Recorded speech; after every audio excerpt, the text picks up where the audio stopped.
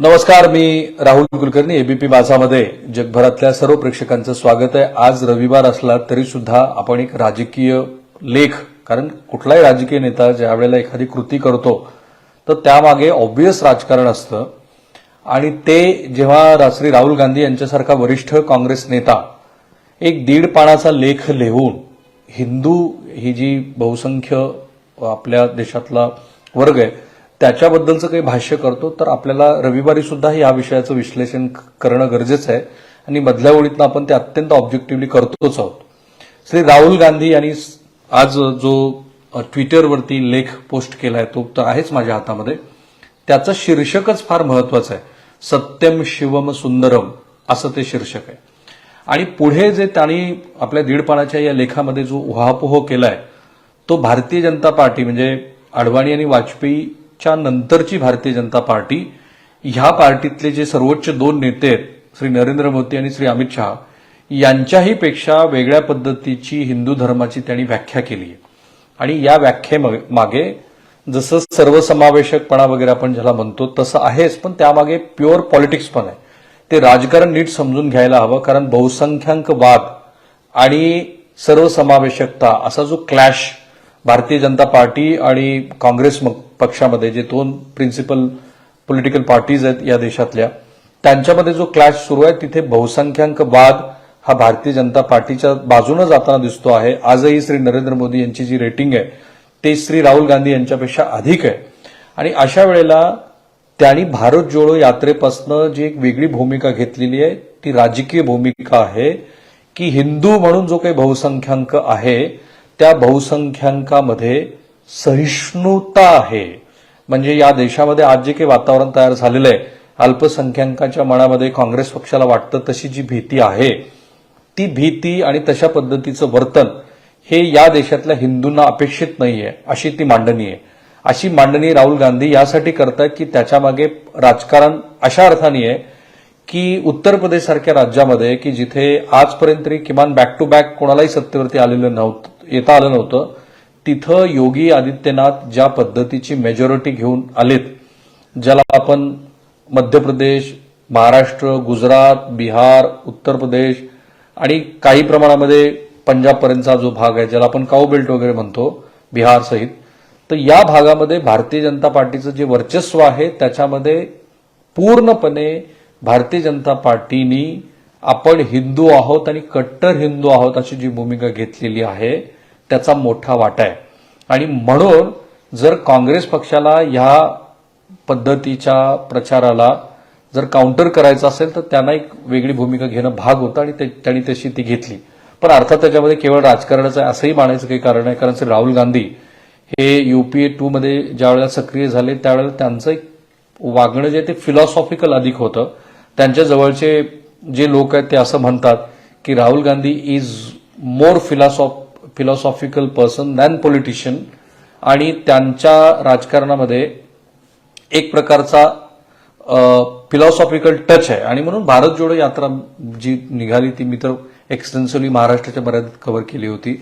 तिथं अनेक जणांना भेटणं, अनेक जणांचे हात हातामध्ये घेणं, अनेक जणांची गळाभेट घेणं, काँग्रेस पक्ष या देशामध्ये हिंदू म्हणून जो काही आहे त्याचं वर्तन सर्वसाधारण कसं असायला हवं अशी ती मांडणी करतोय. आणि म्हणून तो लेख माझ्या हातामध्ये आहे आणि त्या लेखामध्ये श्री राहुल गांधी काय म्हणालेत हे समजून घेत असताना भारतीय जनता पार्टी आणि नरेंद्र मोदी यांच्यापेक्षा त्यांच्या हिंदुत्वाची मांडणी कशी वेगळी आहे. कारण हे रिअलायझेशन, ज्याला आपण वास्तवाची जाणीव आपण म्हणतो, हे राहुल गांधी आणि काँग्रेस पक्षाला थोडीशी उशारानं झालेली आहे की सॉफ्ट हिंदुत्व वगैरे असा काही प्रकार नसतो. कारण जनवेधारी ब्राह्मण वगैरे किंवा मग अनेक ठिकाणच्या मंदिरामध्ये जाणं ही जी काँग्रेस पक्षाने घेतलेली भूमिका होती त्याचा 2014 ते 19 दरम्यान त्यांना काहीही उपयोग झाला नाही. उलट अशा पद्धतीच्या भूमिकेमुळं ज्यांना आक्रमक हिंदुत्व किंवा ज्यांना हिंदुत्वाची गरज वाटते अशा सगळ्या मानसिकतेच्या मंडळींनी भारतीय जनता पार्टीला स्वीकारलं. आणि काँग्रेस पक्षाचा जो कोर वोटर होता तोही अशा पद्धतीच्या वर्तनामुळे त्यांच्यापासून दूर गेला. तेलंगणा, महाराष्ट्रामध्ये MIM या राजकीय पक्षाला मिळालेलं यश हे त्याचं अलीकडचं काही उदाहरण, किंवा केरळमध्ये सुद्धा काँग्रेस पक्षाच्या ऐवजी तिथे डाव्यांनी दुसऱ्यांदा मिळवलेली सत्ता. सो सत्यम शिवम सुंदरम या शीर्षकाचा जो लेख त्यांनी ट्विटरवरती लिहिलाय ते हिंदू धर्माबद्दल काय म्हणतात बघा. दुर्बलांचं रक्षण करणे हा हिंदूचा धर्म आहे. हिंदू इतका कमकुवत नाही की तो हिंसाचाराचं माध्यम बनू शकेल. हिंदू ही अशी एक व्यक्ती आहे की ज्याच्या मनात आपल्या भीतीच्या पुढे जाऊन या महासागराकडे, कारण हिंदू धर्म हा एक महासागर आहे आणि त्या महासागराकडे सचोटीनं पाहण्याची हिंमत आहे. हिंदू धर्म केवळ काही सांस्कृतिक श्रद्धापुरता मर्यादित आहे असं म्हणणं हे कमीपणाचं ठरेल. त्याला एक विशिष्ट राष्ट्र किंवा प्रदेशाशी बांधणं हाही त्याचा अपमान आहे. म्हणजे हे मी तुम्हाला सार सांगितलं, नंतर पूर्ण लेख पण मी वाचून दाखवेन. सो हिंदू धर्म त्यांना जो अपेक्षित आहे तो एक प्रकारे संकुचित नाहीये, तो संयत आहे, तो इतर मंडळींच्या बद्दल आदर बाळगणार आहे किंवा अननेसेसरीली तो कोणाच्याही विरोधामध्ये आक्रमकतेची भाषा करत नाही. आता प्रत्यक्ष त्यांनी जो लेख लिहिलाय तो हिंदी आणि इंग्लिश असा दोन्ही पद्धतीचा आहे आणि त्या लेखामध्ये ते असं म्हणतायत की imagine life as a swimming through a vast ocean of Joy, love and fear. Hindu धर्म कसा आहे तर एक मोठा महासागर आहे ज्याच्यामध्ये भीती पण आहे, प्रेम पण आहे आणि आनंद पण आहे. We live together in its beautiful but frightening depth. आपण या हिंदू धर्मामध्ये राहतो, जगतो, पण कसं जगतो तर जो खोल असा हा हिंदू धर्म आहे, त्या हिंदू धर्मात आपण राहतो, जगतो, पण कसं जगतो तर ब्युटिफुली जगतो. Trying to survive its many powerful and constantly changing currents. समुद्रामध्ये करंट्स असतात, अशा पद्धतीचे हिंदू धर्मामध्ये खूप सारे करंट्स येतात आणि त्याच्यातनं आपण स्वतःचा बचाव करत करत आपण जीवन जगण्याचा प्रयत्न करतो. दॅट इज अ लव्ह, जी त्यांची हीच थीम होती भारत जोडो यात्रेतली. आणि म्हणून मी म्हटलं की काँग्रेस पक्ष असेल किंवा भारतीय जनता पार्टीचा नेता असेल किंवा कुठल्याही राजकीय पक्षाचा नेता असेल, जसं श्री शरद पवार काल किल्लारीच्या भूकंपग्रस्त भागामध्ये येऊन गेले, त्यांची इच्छा असो किंवा नसो, ते जेन्युनली काहीतरी प्रक्रिया करतायत, प्रतिक्रिया देत आहेत असं जरी वाटत असलं तर त्याच्या मागे राजकारण असतंच. इथे तो शब्द बरोबर आलेला आहे. तो शब्द असा आहे की देर इज अ लव्ह, जे भारत जोडो यात्रेमध्ये होतं की मी प्रेम आणि तुमच्याबद्दलची आस्था वाटण्यासाठी तुमच्याकडनं घेण्यासाठी आलोय. Correction and immense happiness in the ocean but there is also fear. जरी प्रेम असलं तर त्याच्यामध्ये भीती पण आहे. Fear of death, hunger, loss, as well as fear of pain, insignificance and failure. Hindu धर्मामध्ये जसं प्रेम आणि आहे तसंच फेल्युअरची पण भावना आहे. आपण नापास होऊ ही भीती आहे, मृत्यूची भीती आहे. Life is our collective journey through its beautiful ocean. We are all swimming together. It's a beautiful, but it is also frightening because nobody has ever survived this vast ocean we call life and nobody ever will. ही त्यांची जी पहिल्या paragraph मधली मांडणी आहे ती philosophical मांडणी आहे. हिंदू धर्म हा कसा मोठा महासागरासारखा आहे, त्या महासागरामध्ये काय काय गोष्टी आहेत की ज्या गोष्टी आपल्याला तरुण जायच्या. आणि ही जी फ्रेज आहे महासागर, ही तुम्हाला आपल्या ज्या मायथॉलॉजिकल जे वेगवेगळे ग्रंथ आहेत त्या ग्रंथामध्ये आलेली आहे. हे तुम्हाला लगेच आठवेल की एक महासागर तरुण जायचा आहे की ज्या महासागराच्या काठावरती स्वर्गाचं सुख आहे किंवा तुम्ही जे काही इसिप्त डोळ्यासमोर ठेवलेलं आहे त्याचा तिथे शेवट आहे. पण पुढचा जो मुद्दा आहे ना ते राजकारण आहे आणि ते कुणाला उद्देशून ते म्हणतायत ते लगेच लक्षात येतं. A person who has the courage to overcome her own fear as that she may observe the ocean truthfully is a Hindu. Hindu कोण आहे की जो ह्या सगळ्या भीतीपासून दूर गेलेला आहे. To call Hinduism a set of a culture norms is a misunderstand it. To bind it a particular nation और geography is to limit it. Hinduism is how we mitigate and understand our relationship with our fears. It is a path towards the realism of truth, and though it belongs to no one, it is open to anyone who chooses to walk on it. Hinduism काय आहे तर Hinduism हे अशी गोष्ट आहे की ज्याच्यामध्ये तुम्ही ह्या सगळ्यातनं ज्या वेळेला बाहेर येता त्यावेळेला तुम्ही सगळ्यांना स्वीकारता, सगळ्यांच्या बरोबर तुम्ही जाता आणि ते एका राष्ट्राशी निगडीत नाहीये, एका भूभागाशी निगडीत नाहीये किंवा ते सांस्कृतिक प्रतीकं जे आहेत त्याच्याशी निगडीत नाही. इंटरेस्टिंगली राष्ट्रीय स्वयंसेवक संघ ज्या स्वातंत्र्यवीर सावरकरांच्या संदर्भामध्ये बोलत असतो तिथे कुठल्या एका विशिष्ट भूमीबद्दल स्वातंत्र्यवीर सावरकरांची भूमिका आहे आणि आपलं हा जो भूभाग आहे तो हिंदू राष्ट्र आहे अशी राष्ट्रीय स्वयंसेवक संघाची भूमिका आहे. आणि म्हणूनच हा जो 1.5 पानाचा त्यांचा लेख आहे त्या लेखातला मधला अर्थ मते हा जो धर्म आहे हा केवळ एका विशिष्ट भूभागापुरता मर्यादित नाहीये किंवा तो एका विशिष्ट अशा सांस्कृतिक प्रतीकापुरता पण मर्यादित नाहीये. ती सांस्कृतिक प्रतीकं तुमच्या डोळ्यासमोर आणा. पुढं, the Hindu looks at herself and everyone in this ocean of life with what?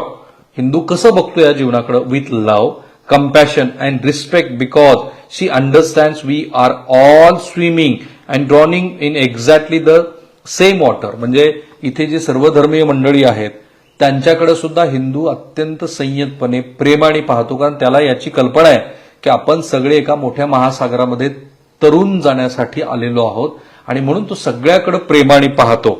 आता पुढे ते असं म्हणताय की she reaches out and protects all the beings around her who are struggling to swim. आणि जे कोणी ह्या महासागरामध्ये गटांगळ्या खात आहेत त्यांना हिंदू मदत करतो. आता हे सगळं जरी फिलॉसॉफिकल असलं ना तरी एक विशिष्ट असा वर्ग आहे की ज्या वर्गाला, विशेषतः महाराष्ट्रामध्ये तर जे शाहू फुले आंबेडकरांचा विचार मानतात त्यांच्यासाठी ही भाषा नवीन नाहीये, परंतु यातली मांडणी ही आता राष्ट्रीय पातळीवरती 2024च्या निवडणुका आणि 5 राज्यातल्या निवडणुकांचा आज प्रचार जसा श्री नरेंद्र मोदी मध्य प्रदेशमध्ये करतायत तसंच श्री राहुल गांधी करत असताना ही भाषा येत असल्यामुळं त्यातले जे अर्थ आहेत एका वेगळ्या पद्धतीची हिंदू म्हणून जी मांडणी केली जाते आहे ती नीट समजून घ्यायला हवी. हिंदू हा महासागरामध्ये गटांगळ्या खाणाऱ्या प्रत्येकाला मदत करतो अशी श्री राहुल गांधी यांची मांडणी आहे. She reaches out and protects all beings around her with who are struggling to swim. She is alert to even the most quiet anxiety and the most silent scream. This action and duty to defend others, especially the weak, is what a Hindu calls her dharma. हिंदूचा धर्म कोणता आहे? तर जे समाजातले weaker section आहेत, जे कमजोर आहेत त्यांना मदत करणं, त्यांच्यासाठी ज्या काही गोष्टी करणं शक्य आहे ते करणं. आता अलीकडच्या 2014 नंतर आतापर्यंत या देशामध्ये एका विशिष्ट वर्गाला सतत टार्गेट केलं गेलं आहे, जो वीकर सेक्शन आहे त्याच्यावरती हल्ला केला गेला आहे वगैरे अशा पद्धतीची मांडणी भारतीय जनता पार्टीचे विरोधी असलेली मंडळी करत असते. त्याच्यावरती प्रत्युत्तर म्हणून श्री अमित शहा असं म्हणतात की या सरकारने केलेल्या प्रत्येक गोष्टीमध्ये कुठेही योजना म्हणून स्पेशली कुणालाही डिस्क्रिमिनेट केलं गेलेलं नाहीये आणि बाकी ज्या लिंचिंग वगैरे सारख्या गोष्टी ज्या होतात त्याची चर्चा होत असते. Listening for the acting on the behalf of the world invisible worries through the prism of truth and non-violence. उद्या 2 ऑक्टोबरला महात्मा गांधींची जयंती आपण साजरी करतो आहोत, तर त्या महात्मा गांधींचं स्मरण करतो आहोत. तर त्या दिवशी जो शब्द येतो the worries through the prism of truth and non-violence, a Hindu has the courage to look deeply into her own fear and to embrace it. She learns to turn her fear from an enemy into an intimate friend that guides and accompanies her through life. She is not a victim and never ever allow her fear to capture her own and turn her into a vehicle for anger, hatred or violence. त्याच्या मनामध्ये जी काही भीती आहे ती भीती त्याच्यावरती तो overcome करण्याचा, त्याला मागे टाकण्याचा तो प्रयत्न करेल, ना की तो स्वतःच्या मनामध्ये भीती बाळगेल, ना तो कोणाबद्दल हिंसा करेल, ना तो कोणाबद्दल त्याच्या मनामध्ये आकस बाळगेल, असा तो हिंदू. अशा पद्धतीची श्री राहुल गांधी यांची मांडणी आहे. शेवटचे 2 प्यारे आहेत. A Hindu knows that whatever knowledge exist springs from the collective will of ocean. It is not her property alone. She knows things are constantly evolving in the current and that nothing ever stands still. Sorry. She is bestowed with a deep sense of curiosity, one that ensures she never closes her mind to understanding. A Hindu is a humble and always ready to listen and learn from any beings that swims in a great ocean. Hindu हा खूप मोठ्या मनाचा आहे, तो सगळ्यांचा ऐकतो. तो जसं मनातली भीती दूर करण्याचा प्रयत्न करतो तसंच तो ओपन आहे. त्याला जर नवीन काही गोष्टी सांगितल्या तर तो स्वीकारतो आणि त्याचा मनामध्ये खुलेपणा असल्यामुळं जे बदल आहेत त्याच्या आजूबाजूचे तो त्या सकारात्मक पद्धतीने बघत राहतो. शेवटचा पॅरा आहे. She loves all living being and accept that each one of them has the right to choose their own path to navigate and understand the ocean. Hindu हा कुणाही विषयी त्यांचा धर्म काय असेल, त्यांची मान्यता काय असेल, त्यांची श्रद्धा काय असेल, त्याबद्दल तो काही दुजाभाव बाळगत नाही. तो त्या सगळ्यांना स्वीकारतो. आता ही भाषा कुठे जाते तुमच्या लगेच लक्षात येत असेल.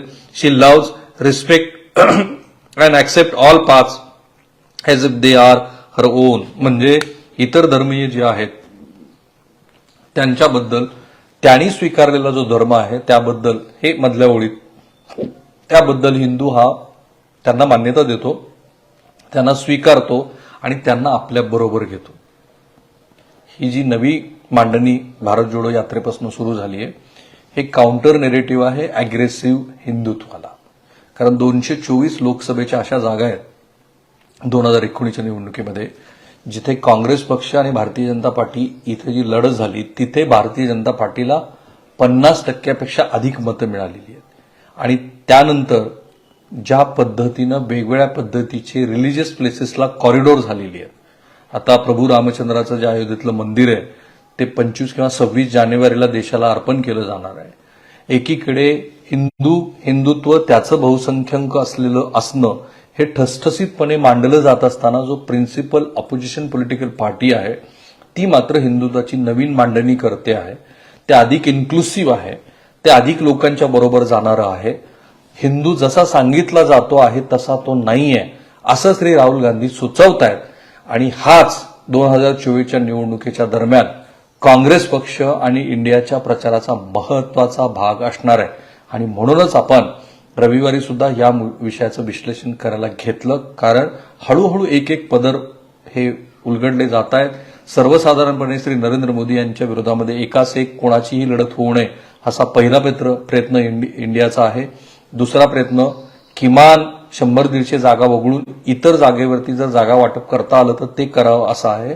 आणि ज्याला लार्जर पर्स्पेक्टिव्हमध्ये जो मुद्दा म्हणतो, कारण काँग्रेस पक्षाची किंवा इंडियाची अडचण अशी आहे की याच्या आधी झालेल्या सगळ्या निवडणुकीमध्ये एक विशिष्ट असा मुद्दा होता, जसं इंडिया शायनिंगचा मुद्दा होता की ज्याचा अंदाजच श्री वाजपेयी यांना आला नाही आणि त्यात त्यांचा पराभव झाला, किंवा बोफोर्सचा मुद्दा होता, किंवा आणीबाणीचा मुद्दा होता. ह्या सगळ्या मुद्द्यांसारखा मुद्दा आज भारतीय जनता पार्टीच्या विरोधामध्ये वापरण्यासाठी म्हणून असा ठसठसीत नाहीये. ज्या मुद्द्यांच्या वरती आता चर्चा सुरू आहे ते सगळे मुद्दे यापूर्वीच्या निवडणुकीमध्ये आलेले चर्चेला, पण त्याला भारतीय जनता पार्टीच्या मतदारांनी फारसं त्याकडे लक्ष दिलेलं नाही. आणि म्हणूनच अशा पद्धतीची मांडणी की तुम्ही जे बहुसंख्याक आहात ते तुम्ही खूप मोठ्या मनाचे आहात, असायला हवेत, अशा पद्धतीची ती मांडणी होताना दिसते.